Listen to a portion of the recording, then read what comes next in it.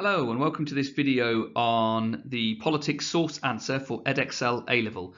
This is looking specifically at paper 2, but it hopefully will cover the technique that you'll need to also address paper 1 as well.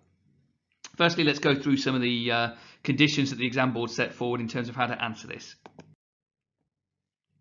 These guidelines were taken from Edexcel, and let's just go through them really. There is no prescribed way to answer this question. So, even though I'm going to give you an example, this is just one way of dealing with this question. Ultimately, you've got to make sure that you cover the following things within your answer. If you're going to quote from the source, and they don't say to specifically start with a quote and so on. For me, I think it's just good practice to use evidence from the source. Make it easy for the examiner to show that you've got evidence from the source. So use small words, phrases, or quotes with speech marks around them. That's what I would suggest. So that's point 1 there.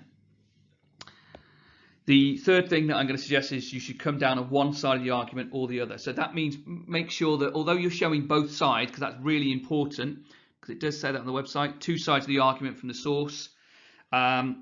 When it comes to the conclusion, pick one, just one side of the argument, and then you're showing clearly that this is what you believe, even though the source is saying 2 things.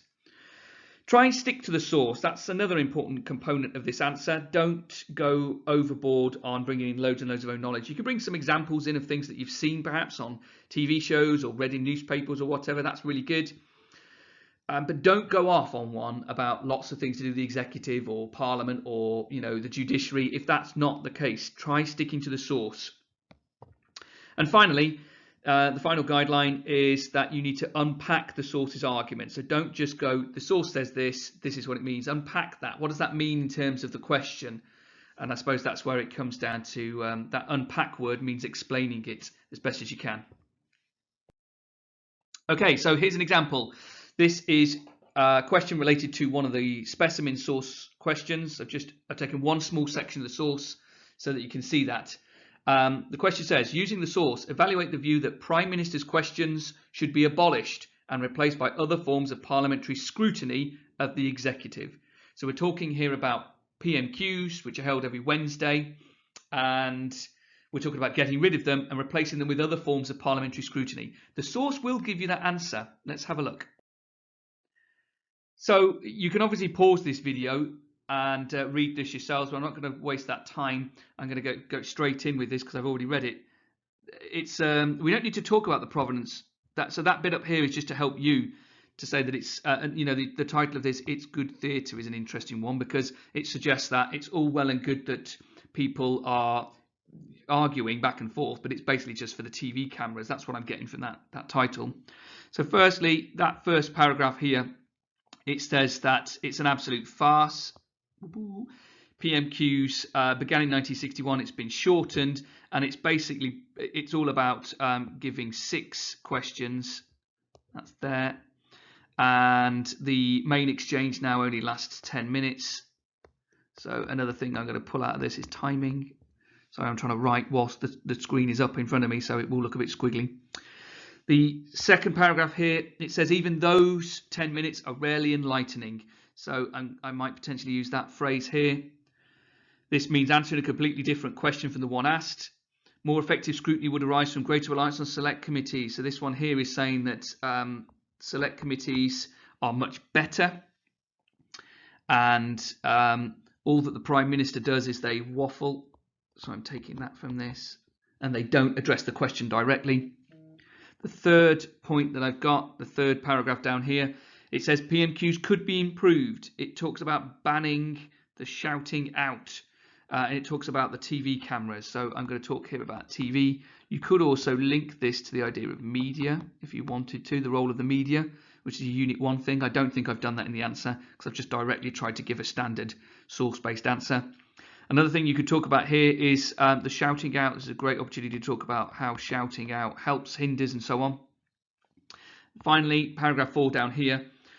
Even its current format, deeply flawed, it says, so it's deeply flawed problems, it is worth preserving. And I agree with that because the most important thing is, 1, Prime Minister is being held accountable, and 2, they actually get to look at policy that's going on. They command all areas of policy. And then it finished off by saying that even the most accomplished performers have dreaded them. That alone should be reason enough for them to be retained. So I am going to finish on that. I think that's a great conclusion, that we should probably keep hold of them. Now, my job is to unpack this. Planning wise, I would spend a couple of minutes really just doing what I've done there, reading it, pulling out the main parts of this. If you wanted to, you could do like a pro and a con. So I certainly think the first one's a negative. The next one down is a negative because it talks about alternatives. This one's probably a pro because it is talking about how the shouting out is bad, but banning it would also be a much better way of doing it. This also has elements of pro within it as well. So I've got positives and negatives. Okay, let's have a look at the introduction. And again, I reiterate the fact that you can stop and pause this and look at different sections if you need to. I have gone through the full answer, so I don't want to try and make this video immensely long. But you can obviously jump to different sections and have a look at how you start this thing off. I'm suggesting an intro. I'm fairly sure that if you were to jump straight in with the source, that would equally be fine, but it just goes against my nature not to do an introduction. So here, the first thing I'm doing is I'm defining PMQs. So it's a fundamental part of scrutiny that takes place in the Parliament to ensure the executive does not overstep the control. It has been seen to be a useful method of directly challenging the agenda. So I'm talking about here a positive. So I'm showing my balance already. However, there are issues surrounding it, such as the nature of the responses being quite personal and it being an arena for personal jibes. So I'm now talking about the negatives of it. Only briefly. The source highlights both of these arguments. So I'm mentioning that these are all from the source. Nice. But here is my overall argument.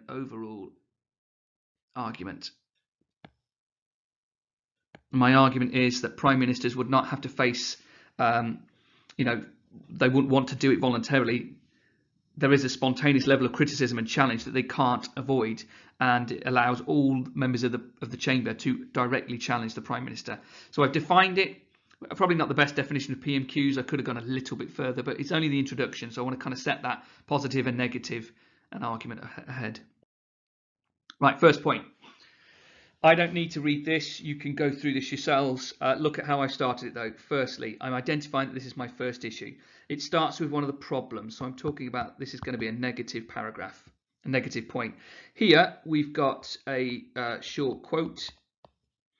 That's my quotation mark symbol. It only gets to ask 6 questions. The leader of the opposition asks only 6 questions.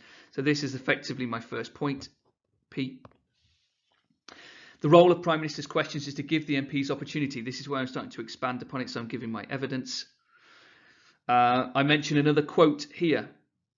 30-minute session on a Wednesday, which means there is now only one event during the week where MPs can face the Prime Minister. Here is where I'm starting to explain what I'm talking about here. With regard to the level of questions provided, we know that there is a ballot. This is part of the transparency thing. For Parliament, because it intends to upload. So I'm using a bit of own knowledge here. So this idea of the ballot here, I know that from Inside the Commons, the TV programme that was on a few years ago. There's some knowledge there. Then I go a little bit further. This is part of transparency of Parliament. This is in fact is a positive element of PMQs. So there I'm showing a counter argument within my negative argument. The downside to these questions and the ballot is that the Prime Minister can plant questions. That is a negative within that transparency within his own party. And then I've just kind of expanded and explained as best as possible. Another element to this first point is the exchange between that takes up to 10 minutes. It's coming back to what I originally said. This is the crucial bit at the bottom. Overall, this is a mini conclusion. There is some level of importance towards PMQs in the fact that they must face questioning from anyone, but the way that it's conducted can be rather controlled or too short. So I've summed that point up by saying it is important, but this is the negative for it. Now I've gone to the counterpoint. I've mentioned second issue. Notice here I've done another quote. The second issue, which can be seen from the source, is it provides a deeper level of scrutiny towards the actions of the executive. Now I start to do my evidence and explaining. Since 1997, yada yada yada. The strength of these select committees is that they can scrutinise the wording of bills and legislation, much deeper than 30 minutes can do with PMQs. Therefore, look at the connective word I've used there. The timing is much greater, offering a greater deal of scrutiny. There's just several levels of explanation here where I keep explaining how this relates. This is hopefully trying to show you a decent answer. This goes against PMQs as it prevents the Prime Minister, again, look, quote, waffling. As a result, it can be argued that PMQ serves little purpose due to the showmanship nature of the event. I'm combining a couple of features here. So I'm talking about the select committees. Remember, this is a negative point about select committees because it's saying that PMQs is useless and select committees are much better, which arguably they are, and they've grown a lot. But then at the bottom, I'm talking here about the way that the television works. So this is another point which links to it. The leader of the opposition can sometimes be seen to be using this as an excuse to make themselves look better in the eyes via public scoring, getting hits against the other person. So here is yet another negative of the issue, hence the counterpoint. Interestingly, at the bottom here, instead of actually concluding it, what I've done is I've ended with a real example, a real life example, real example. This is Jeremy Corbyn. In his first P&Qs, he was quoting, Marjorie, Rita, Jeff, all these real people. And David Cameron was basically just assailing him with one-line retorts to show his showmanship. We then move on to a third point, and with this one, I'm making it clear that I'm going in a different way. I'm showing a contrasting point, so this really should be a positive, this one, because we've done a couple of negatives. We start off with the booing and heckling of the backbenchers. This behaviour seemed to be very negative. Then I've gone, the suggestion is to, quote, ban MPs from shouting out. This would aim to calm the dramatics. By looking at this objectively, it only serves to show the lack of good debating. Therefore, this suggestion would make it perhaps a much stronger use of PMQs. So there's my link back to the answer. It's not a particularly strong link. There's my quote that I've used from the source.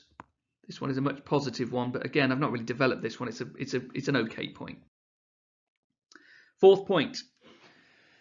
This is kind of following on from the previous one. This view, that's what I was talking about in the previous point. This is why I'm allowed to get away with it here. This view is also supported by the point made at the article's end, which states that the Prime Minister has some control of policy and is held accountable. So we've got another positive here, so that shows that I've addressed a couple of negatives. I'm now doing my positives. Again, read through this yourself in more detail, but I've got things like it is good to see the Prime Minister look uncomfortable. And why is that? This makes them more accountable, because always remember to try and take it as far as you can. We've got an example here. I've used this from the TV show Inside the Commons, so a bit of own knowledge. Talking about Charlotte Leslie in 2015, she raised an issue about creation of jobs in the Bristol region. I've linked this back to the question without PMQs, this connection will not have been made, and it would not have allowed Charlotte Leslie to present her case. Secondly, which is the being held accountable, I'm saying it's an extremely valuable step. Notice I've put kind of emphasis on how valuable it is. Then I've said why, and then I finished off by saying that it's a valuable way of scrutinising the head of the executive branch. In conclusion, so I've done quite a few points there, and I've tried to develop them as best as possible. Conclusion in here could be a little bit bigger, I suppose, but I've ended it with showing both sides and then coming down on one side. So I'm making it clear it's the conclusion. It has a lot of flaws, so I'm starting with my negatives. What are those negatives? Timing of the event. The ballot system can allow him to plant questions and make him look good. It's also negative because of the booing that I've failed to mention that in the conclusion, but I suppose I don't need to. However, here's my balance. The fundamental ability to directly challenge and raise questions, even for 30 minutes, is worth preserving.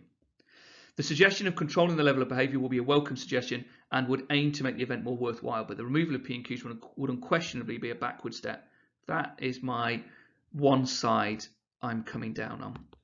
One side coming down on. And it shows that I've made that ultimate decision. I probably could expand that a little bit more, I suppose, but in the end, that was a quick guide to showing you how to do the sources for the politics Edexcel questions. Thank you very much.